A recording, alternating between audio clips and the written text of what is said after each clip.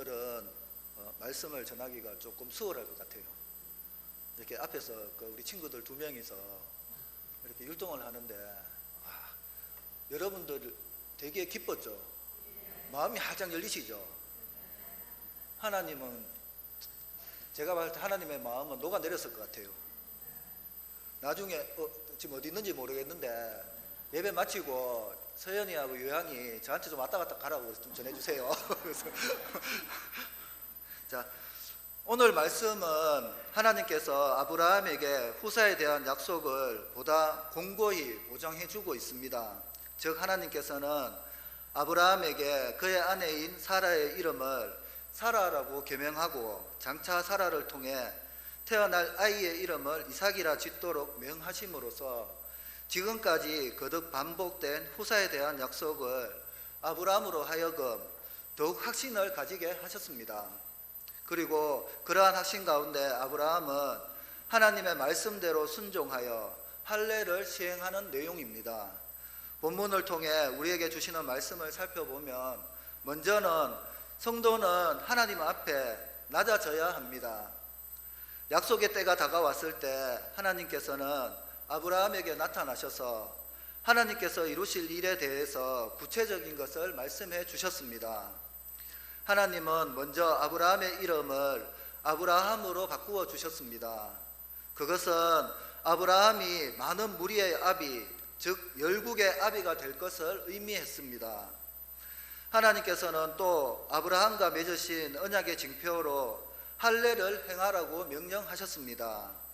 오늘 본문 15절에서 16절에 보면 하나님께서는 아브라함의 아내 사라의 이름을 다시 사라로 바꾸어 주심으로 이 이름은 사라가 열국의 어미가 될 것임을 의미했습니다. 아브라함은 열국의 아비요, 사라는 열국의 어미가 된다는 것입니다. 그리고 하나님께서는 사라가 1년 후에 아들을 낳을 것이라고 하시고 그 아들의 이름을 이삭이라고 말씀해 주셨습니다. 하나님께서 이렇게 구체적으로 말씀해 주신 것은 약속한 일이 이제 곧 이루어질 것임을 의미했습니다. 우리의 삶도 마찬가지입니다. 하나님께 분명히 약속을 받았지만 이루어지지 않고 있습니다. 그 일을 위해서 기도도 많이 하고 말씀을 통해 응답도 받았지만 이루어지지 않을 때가 있습니다. 그럴 때 우리는 그 일을 포기하거나 잊어버리고 있을 때가 있습니다. 그러나 하나님께서는 그 일을 반드시 기억하셔서 그 약속을 이루어 주십니다. 왜 그렇게 하십니까? 우리는 하나님께 택함받은 존귀한 존재이기 때문입니다. 그러면 언제 그 약속이 이루어집니까? 우리는 믿음을 가지고 좀 더 기다려야 합니다. 아직 때가 되지 않았기 때문에 우리는 인내할 줄 알아야 합니다. 그래서 언젠가 때가 되면 아브라함에게 사라에게 그렇게 했듯이 하나님은 우리에게 징조를 보여주십니다.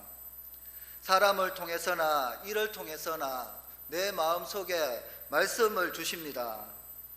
이때 우리는 하나님께서 그 약속을 곧 내게 이루어 주시겠다는 뜻인 줄 알아야 한다는 것입니다.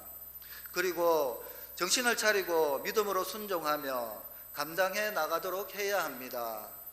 그렇게 할 때 하나님의 놀라운 약속이 이루어지게 되는 것입니다. 지금 하나님께서는 아브라함에게 하셨던 약속을 곧 이루시려고 하고 있습니다. 앞으로 1년 후면 하나님께서 약속하셨던 아들이 사라에게서 태어나게 될 것이었습니다. 이제부터 사라는 더 이상 아이를 못 낳는 여인이 아닙니다. 이제 그녀는 아들을 잉태하게 될 것이기 때문입니다. 그동안 사라가 자식을 낳지 못해서 당했던 고통과 수치가 얼마나 컸겠습니까? 사실 사라는 부족한 것이 없는 훌륭한 여인이었습니다. 그녀는 뛰어난 미모와 교양과 덕을 갖춘 여인이었습니다. 그런데 아이를 낳지 못했습니다. 당시 고대 근동 지방에서 이처럼 아이를 낳지 못하는 여인은 하나님께 저주받은 것으로 생각되어 사람들로부터 멸시와 천대를 받았습니다. 사라 역시도 그녀의 몸종이었던 하갈로부터 멸시를 받았습니다. 그런데 하나님께서는 지금 아브라함에게 아들을 주시겠다고 약속하셨습니다. 그때 사라가 그 마음에 얼마나 기쁨이 컸겠습니까? 그런데 그 약속을 주신 지 15년이 지나도 사라는 임신을 하지 못했습니다. 그래서 결국 그녀의 몸종을 남편에게 들여보내 아들을 낳게 했습니다. 그렇게 해서 이스마엘을 얻었지만 사라는 여전히 아이를 낳지 못하는 여인이었습니다. 사라의 수치와 고통, 그리고 그녀에게 맺힌 한은 정말 대단했을 것입니다. 하나님께서는 이제 1년 후에 아들을 낳을 것이라고 말씀하셨습니다. 그런데 왜 사라가 90세가 되도록 아들을 주시지 않았겠습니까? 이왕 주실 거면 빨리 주시면 좋지 않았겠습니까? 그 이유는 사라의 이름을 통해 생각해 볼 수 있습니다. 본래 그녀의 이름이었던 사레는 나의 공주, 나의 여왕이라는 뜻입니다. 요즘으로 말하면 사라는 내가 제일 잘 나가라는 유행어처럼 자기 잘난 맛에 살았던 여자였을지도 모르겠습니다. 다른 말로 하면 공주병에 걸렸다고 할 수도 있습니다. 공주병에 걸린 여자들은 자기가 제일 예쁜 줄 알고 있습니다. 남자들이 다 자기만 쳐다본다고 착각하며 살아갑니다. 심지어 사라는 애굽왕 바로도 그랄왕 아비멜렉도 자기에게 반해 가지고 왕비로 삼으려 하지 않았느냐고 말하고 있습니다. 이런 사라가 처음부터 아들을 첫 낳았다면 모르면 몰라도 굉장했을 것입니다. 그래서 하나님께서는 사라에게 오랫동안 아들을 주시지 않음으로써 그녀를 낮추시고 연단하셨습니다. 그래서 마침내 사라는 자신이 아무것도 아니라고 여기게 되었습니다. 그래 하나님은 이렇게 준비가 된 사라로 하여금 이제는 아들을 낳게 하시고자 하셨습니다. 그래서 이제 그녀의 이름을 사라로 바꾸어 주셨습니다. 사라는 그냥 공주, 여왕이라는 뜻입니다. 처음에 사레는 아브라함에게나 나의 공주였고 나의 여왕이었습니다. 그런데 이제 많은 사람들의 공주요 여왕이 될 것입니다. 하나님께서 그렇게 오랫동안 사라에게 아들을 주시지 않는 이유는 그녀를 진정으로 높여주시기 위해서였습니다. 그러기 위해서 사라에게 있는 모든 교만을 사라지게 하고 낮아지게 해야 했다는 것입니다. 하나님께서는 그렇게 해서 사라로 하여금 진정한 여왕, 열국의 어미가 되고자 하셨던 것입니다. 이처럼 하나님께서는 우리에게도 이렇게 행하고 계십니다. 우리가 얼마나 교만한 마음을 가지고 있는지 모릅니다. 우리는 자신이 남들과 다르게 믿음이 좋고 특별한 줄로 알고 있다는 것입니다. 그래서 간혹 이렇게 생각하는 사람들도 있습니다. 우리 목사님은 복도 많지, 나처럼 좋은 교인이 있으니 말이야. 또 하나님은 얼마나 행복하실까, 나처럼 훌륭한 교인이 있으니 말이야 라고 생각합니다. 근데 한번 생각해 보시기 바랍니다. 자기 때문에 목사님이 얼마나 탄식하며 기도하는지는 알지 못하면서 그렇게 생각한다는 것입니다. 시험에 떨어졌을 때도 그것을 인정하지 못하는 사람들도 있습니다. 자기가 떨어졌을 리가 없다는 것입니다. 또 틀림없이 채점이 잘못되었을 것이라고 생각합니다. 자신이 부족하다는 것을 인정하지 못하는 것입니다. 또 책망을 듣거나 지적을 당할 때도 그것을 쉽게 인정하지 못하는 사람들이 있습니다. 그래서 회개하고 고치는 것이 아니라 오히려 화를 내고 섭섭하게 생각하고 악한 마음을 품기까지 하고 있습니다. 이런 마음과 인격을 가지고는 하나님께 쓰임받을 수가 없습니다. 그래서 하나님께서는 우리를 연단하고 낮추십니다. 성경의 위대한 인물들도 다 이렇게 깨어지고 다듬어지고 준비된 후에야 기약의 쓰임을 받았습니다. 본문에 나오는 아브라함과 사라가 그러했습니다. 야곱과 요셉도 마찬가지였습니다. 우리가 잘 알고 있는 다윗은 어떻습니까? 그는 왕으로 기름 부음을 받은 후에도 기약 없이 사울에게 쫓기며 고생을 해야만 했습니다. 그들은 이렇게 해서 믿음의 영웅들이 되었고 하나님께 크게 쓰임받는 자들이 되었습니다. 하나님께서는 오늘 우리에게도 이렇게 단련하시고 다듬고자 하고 계십니다.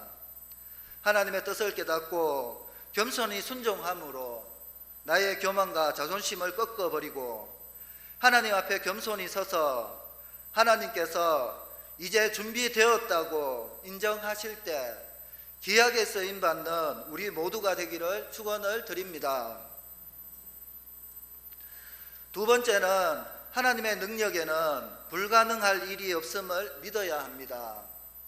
17절을 보면 아브라함이 엎드려 웃으며 마음속으로 이르되 100세 된 사람이 어찌 자식을 낳을까? 사라는 90세니 어찌 출산하리요 합니다.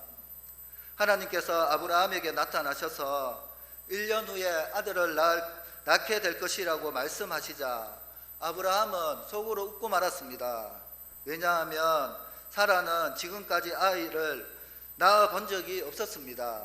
더구나 사라는 이제 나이 많은 할머니가 되었습니다. 젊었을 때도 아이를 낳지 못했던 여자가 90세가 되었는데 어떻게 아이를 낳을 수 있겠습니까? 그러나 하나님께서는 의도적으로 그렇게 하셨습니다. 사람이 보기에 사라가 도저히 자식을 낳을 수 없는 처지가 되었을 때까지 기다리셨다는 것입니다.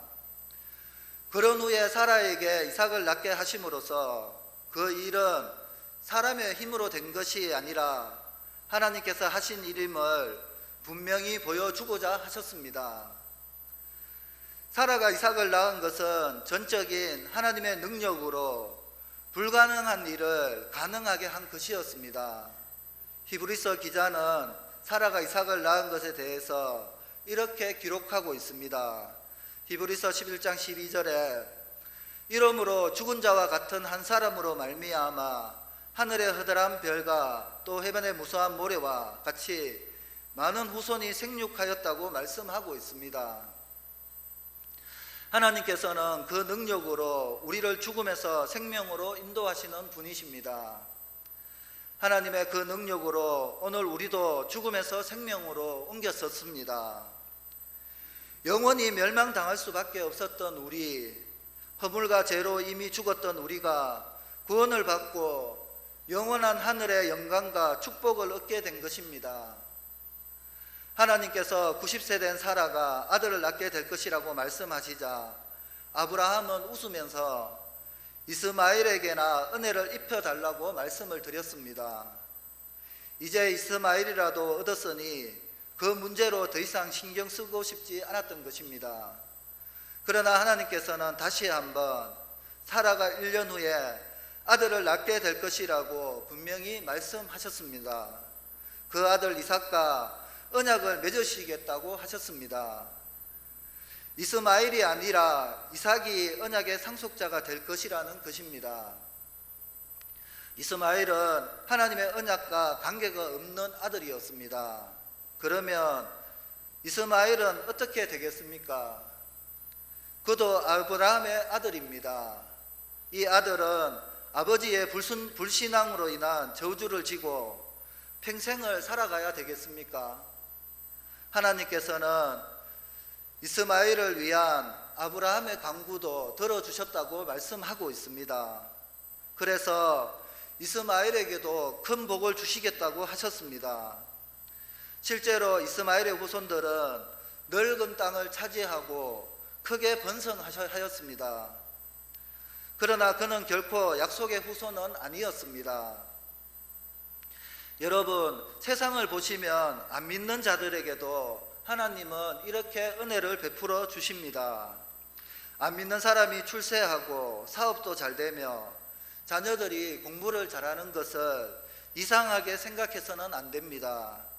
그들이 열심히 살아갈 때 하나님께서는 그들에게 나름대로 행복하게 살아가도록 해주신다는 것입니다. 그러나 우리가 그들을 부러워할 필요가 없습니다. 그들은 이 세상에서만 그런 것들을 누리는 것이기 때문입니다.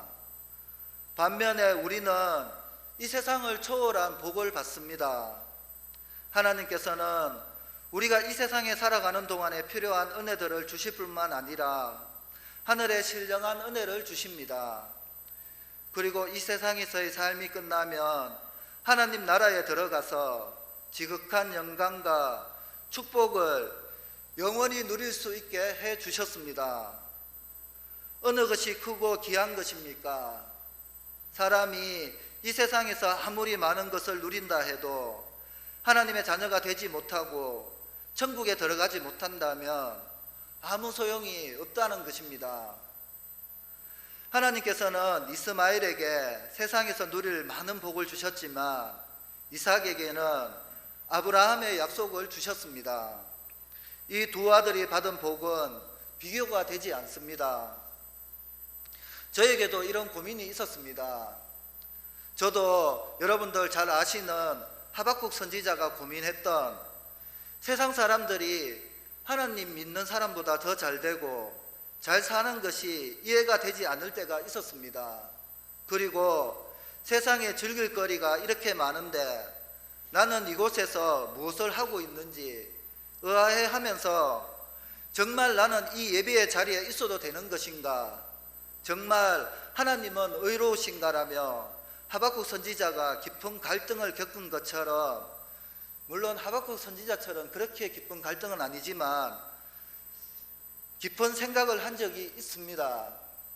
그러나 하박국 선지자는 얼마 후에 마침내 하나님의 오묘한 섭리하에 악인은 결국 망하고 의인은 그 믿음으로 말미암아 구원을 얻는다는 진리를 깨달았습니다. 이런저런 고민으로 예배의 자리에 앉아 말씀을 듣고 있는 저에게도 하나님께서 작은 깨달음을 주셨습니다. 세상 사람들은 이 시간에, 이 좋은 날에 밖에서 재밌고 즐거운 시간들을 보내는데 나는 뭐하고 있지라는 생각을 하는데 하나님께서 이런 마음을 주셨습니다. 내가 지금 이 예배의 자리에 앉아 있는 것 자체가 얼마나 큰 은혜이고 큰 축복인지, 지금 이 시간에 세상에 있어서 온갖 세상의 쾌락 가운데 있지 않은 것이 얼마나 다행인지 깨닫게 되었던 것입니다. 그러면서 제 마음속에 감동이 올라오면서 하나님이 나를 부르셔서 자녀로 삼아주시고 세상에 있지 아니하고 세상과 구별하셔서 이 예배의 자리에 있다는 것이 세상 감사가 되었던 적이 있었습니다. 여러분, 오늘 우리는 구원을 받은 하나님의 자녀들이 되었습니다.